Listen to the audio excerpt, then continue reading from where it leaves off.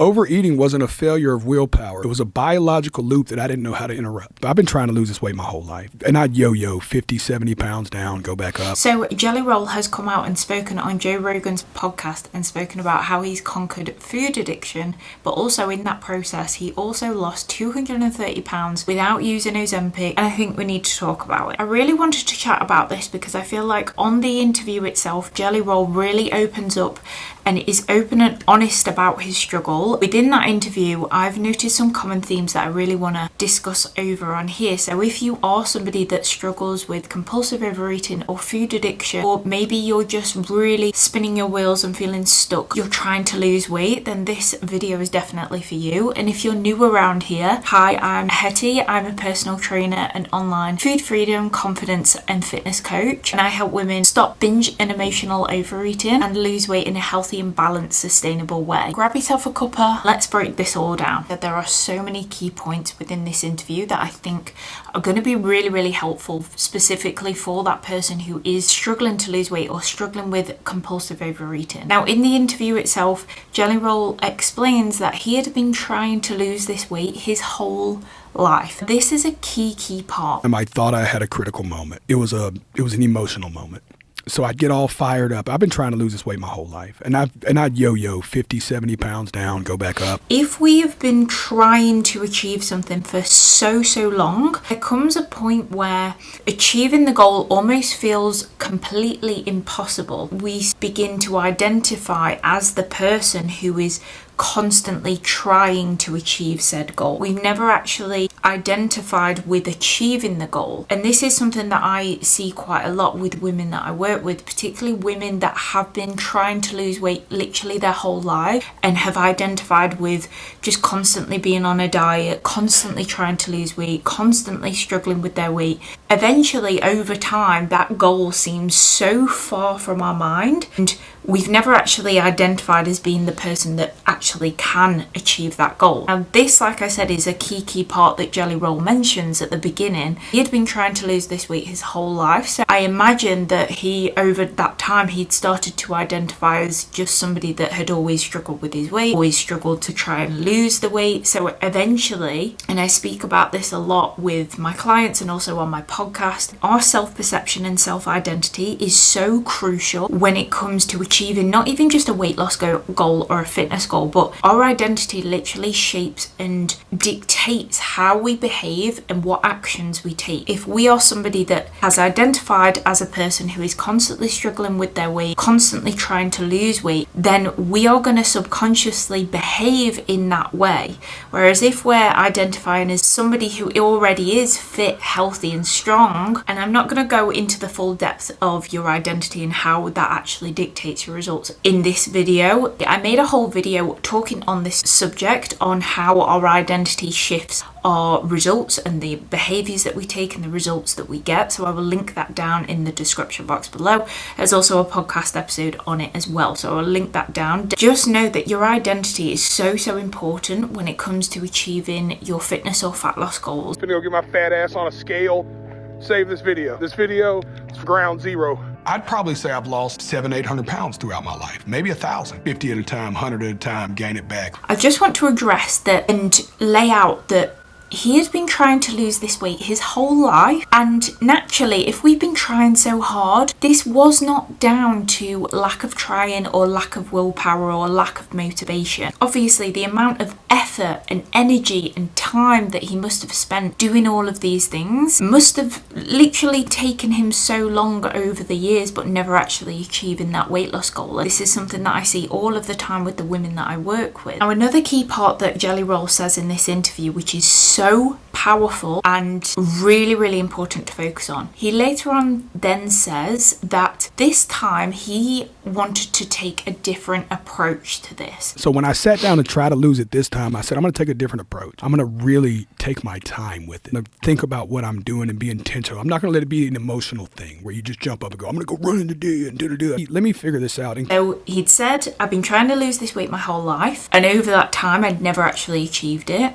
So this time I wanted to take a different approach. This time, instead of trying to do everything, going out for a run, 100 miles per hour and trying to do everything all at once, going for a run, cutting everything out, he said, this time I thought I'm going to take a different approach. I'm going to take my time with it. That is key.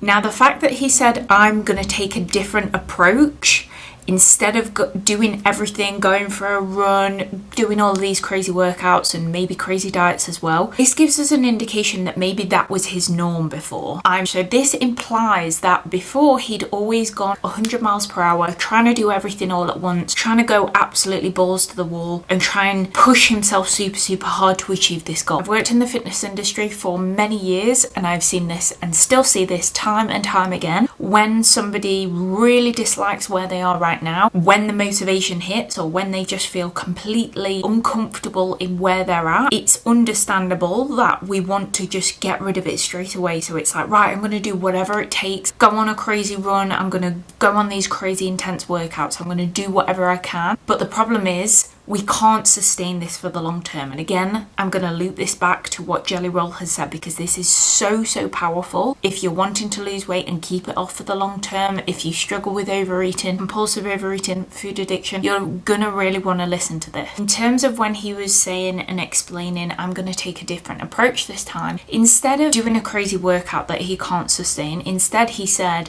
I'm going to just go out for a morning walk. He said, just start by trying to get 10,000 steps a day. In the cold plunge for 6 minutes and I would go for a half-mile walk. That first Monday comes, Joe, it is pissing rain. I wake up and I'm like, I'm just going to focus on walking first thing in the morning. That's all I'm going to do. So the simplest thing he decides to commit to. And he actually got really emotional when he was talking about this, and I can totally relate because I've struggled with this myself. That once you've made so many promises to yourself time and time again, you've never actually followed through with it. Over the long term, you actually lose so much trust with yourself. You actually don't believe yourself anymore. When you tell yourself you're going to do something and you don't do it, your body then starts to know that you don't mean what you say. So now when you tell your body to do something, your body looks at you like, you ain't never meant what you said to me.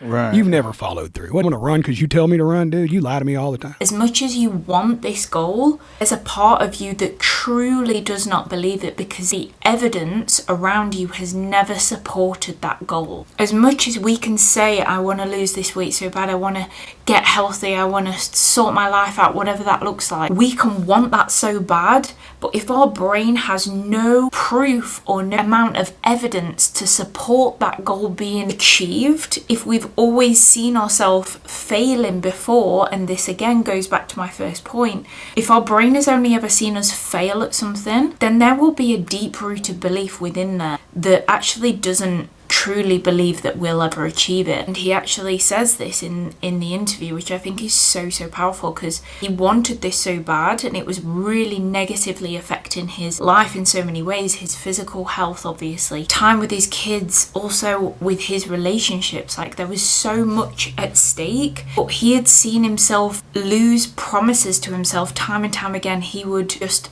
commit to something and then never follow through. When he was getting emotional, it really did ring true for him, because obviously he was saying that he'd tried so many times before but never actually fully committed to it. And this ties in with my first point, that if we have the identity as somebody who is always trying to lose weight, always dieting, always trying or struggling with her weight, that is the identity behaviors that you're going to operate from. That is literally your operating system, that anything that you do, you're operating from the identity of somebody who struggles with their weight and struggles to lose weight. This is probably one of the biggest killers of people's goals and dreams of getting healthy and losing the weight, or even breaking the habit of compulsive overeating, because there's no proof or evidence to support that they are actually capable of achieving the goal. And because they are so attached and it's familiar to just give up, not follow through with the goal, kind of always stuck in this trying or struggling phase. Over time, you just lose more and more trust with yourself. You have no confidence, no self-belief in yourself that you actually can achieve it, which again is going to affect how we show up and what we do, essentially. This is what when we overcommit to certain tasks or trying to achieve certain goals, if we overcommit, like saying to ourselves, right, I'm going to go from not exercising at all to doing 5-6 days of the week. I'm going to go completely low carb. If we do something so drastically different compared to where we are, that is too much of a jump for our body to sustain it. It's not about willpower, it's literally that we can't sustain it because it is so different from where we're at. And if this has been our norm, if we just continue to go from 0 to 100, we naturally won't be able to sustain it for the long term, which again then reinforces this belief that we're a failure or that we can't stick to anything long term. Then tying this back into my first point where I was talking about identity, confidence, self-perception, you then lose all self-belief, self-confidence in yourself that you are actually even capable of achieving this goal. So tying this back into what Jelly Roll did, he committed to those morning walks. Might seem small to some people, but I think this is honestly amazing that he committed to them. I'm not even surprised that he's been able to lose the weight by doing it and taking it down this route. He commits to doing the morning walks, and the first morning that he commits to this, it is pouring it down outside with rain. He obviously doesn't want to go. And I came out that morning dressed up in my stuff, and I was like, man, that rain's pretty hard. Just wait till the rain quits or do it on the treadmill or something. But in my mind, I was like, no, I'm going outside. And I was like, I'm done lying to y'all, and I'm done lying to me. He said to himself, I'm going to do it. I've committed to this, so I'm going to do it. Imagine how he's feeling at this point. Like, he's at his absolute heaviest. He feels like right at the beginning of his journey. The comfort of just leaving it and just saying, I'll start again on Monday or I'll do it another day must have been so tempting to choose that path, but he didn't. He committed, and he got so emotional when he was speaking about it, which honestly I was getting emotional too watching this video. I'm super emotional all the time, but anyway. And he said that at the end of the walk, his whole family was stood outside cheering him on, because they never actually believed him either that he was going to be capable of doing it. I'm coming back from that walk, and I'm coming up my driveway. It's up a big hill, and all my family's out there cheering me on, clapping, hands up. I'd done nothing but lie to them for years about this weight. They had every reason not to go out there and cheer me on. He kind of talks about this of like, and I've been lying to myself all this time. My family actually started to, they naturally didn't believe me either, but they tried to show support in whatever way that they could. And through doing the small steps, through doing small commitments to himself, so he started out just walking. That's literally all he started with. Over that time, what this happens to your belief and self-perception is your brain starts seeing you act out on those things. So your belief starts to change. You start seeing and have evidence to prove and support you that you can follow through, that you are the person that takes the action. And this, like I said, is the biggest killer for so many people, because we wait so much until it's a perfect condition, until we feel motivated, until we, whatever that looks like. But actually, it's in the small steps, and this doesn't sound sexy, and it's not sexy to do the small, consistent approach, but this is what changes. This is what creates sustainable results.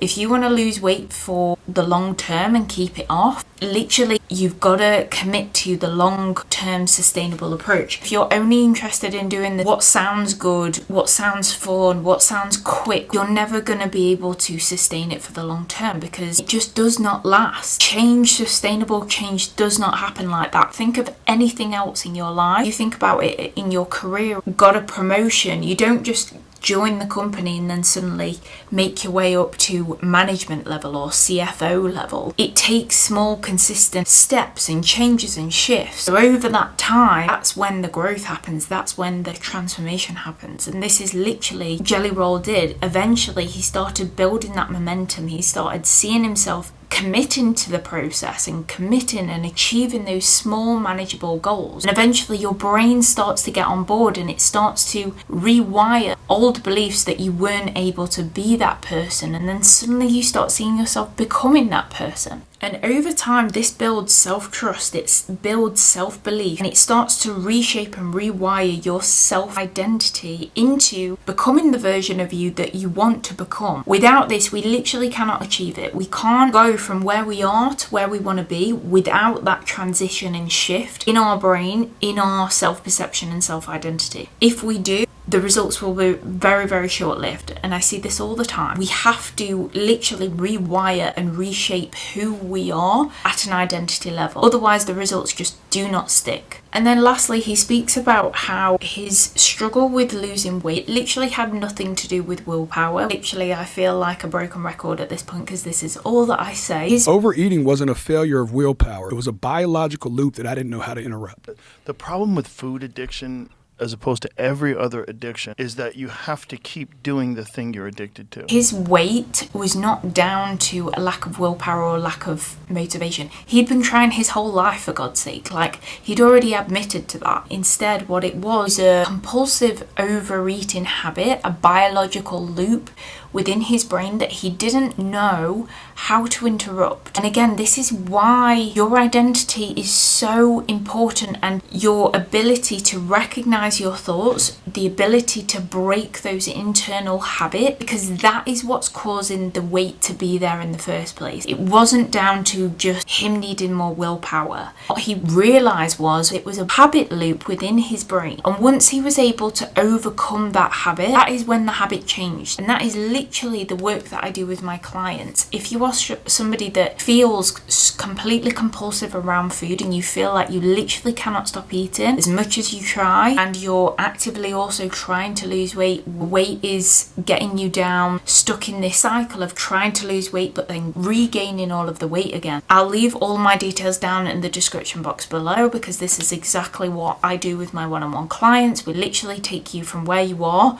to where you want to be able to break all of those habits internally so that you're able to stop the emotional and compulsive overeating with food, and also lose the weight, create a healthy, balanced relationship with food and fitness as well, so that you're able to sustain it for the long term. This is literally what Jelly Roll did. Realize that this was an internal job. As you understand this and you understand how to break the habit, you actually know how your body works, and you're able to confidently fuel your body properly and exercise in a way where you're able to balance your weight easily and effortlessly. So like I said, if that sounds like you and you really want to break those habits and get to a place where food and your body feel peace, calm, balanced, definitely get in touch. Click the link below. I just want to also preface that, especially if you are overweight right now and you are really struggling with your weight, food feels really chaotic and crazy right now, please use this as an example that you can absolutely get to where you want to be. No matter how many diets you've tried, no matter how long you've been struggling with this, it is a mindset and identity shift that needs to happen first. It doesn't happen through starting another diet, because that's what's kept you stuck in the first place. Use Jelly Roll as an example. What is possible for you once you have the right tools in place? And like I said, this is literally